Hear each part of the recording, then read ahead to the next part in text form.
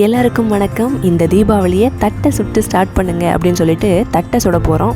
4 tumbler அரிசி மாவு. இந்த டம்ளரில் 150 ml இருக்கும். இந்த டம்ளரு இதுக்கு 4 டம்ளர் அரிசி மாவு. அதே டம்ளரில் 1 டம்ளர் பொட்டுக்கடலை அளந்தெடுத்து அதை மிக்ஸி ஜாரில் பவுடர் பண்ணி அதையும் நான் சேர்த்துக்கிட்டேன். அதுக்கப்புறமா காரத்துக்காக காஞ்ச மிளகாய், அப்புறம் வெள்ளைப்பூடு, சீரகம் ஆப்ஷனல் தான், உங்களுக்கு வேணும்னா நீங்கள் சேர்த்துக்கோங்க. எங்களுக்கு அந்த டேஸ்ட்டு பிடிக்கும், அதனால் நாங்கள் சீரகம் ஆட் பண்ணி இந்த மாதிரி அரைச்சி வச்சுக்கணும். அதுக்கப்புறமா அதை நம்ம மாவு கூட மிக்ஸ் பண்ண போகிறோம். நம்ம அரைச்சி வச்சுருக்கிற பேஸ்ட்டையும் சேர்த்துட்டு, காரம் பத்தலைன்னா உங்களுக்கு இன்னும் கொஞ்சம் சில்லி பவுடர் ஆட் பண்ணிக்கோங்க. கொஞ்சமாக எள்ளு நல்லா தூவி விட்டுட்டு கடலைப்பருப்பு கொஞ்சம் ஊற வச்சுக்கணும். ஒரு 1 hour போல் ஊற வச்சிட்டிங்கன்னா அதுக்கப்புறம் அதையும் நம்ம சேர்த்துட்டு நல்லா தண்ணி ஆட் பண்ணி தேவைக்கேற்ற அளவு உப்பு, அதுக்கப்புறமா வனஸ்பதி கொஞ்சம் ஆட் பண்ணணும். அப்போ தான் நல்லா பொறுப்பாக நல்லாயிருக்கும். எல்லாத்தையும் போட்டு தண்ணி ரொம்ப விட்டுறாதீங்க.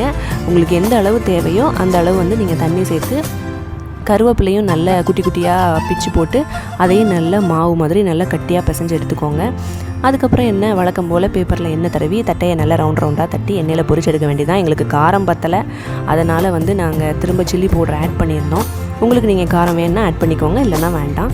இந்த மாதிரி தட்டினதுக்கப்புறமா எண்ணெயை நல்லா ஹீட் பண்ணிவிட்டு ஒன்றா எடுத்து பொரிக்க வேண்டியதான்.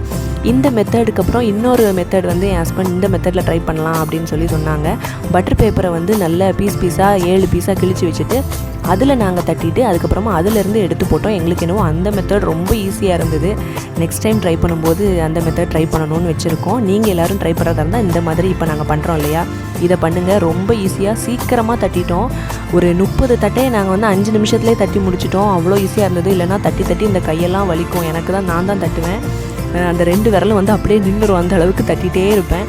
இந்த மெத்தட் ரொம்ப ஈஸியாக இருந்தது. பட் ஃபஸ்ட்டே ட்ரை பண்ணல, கடைசி தான் ட்ரை பண்ணோம்.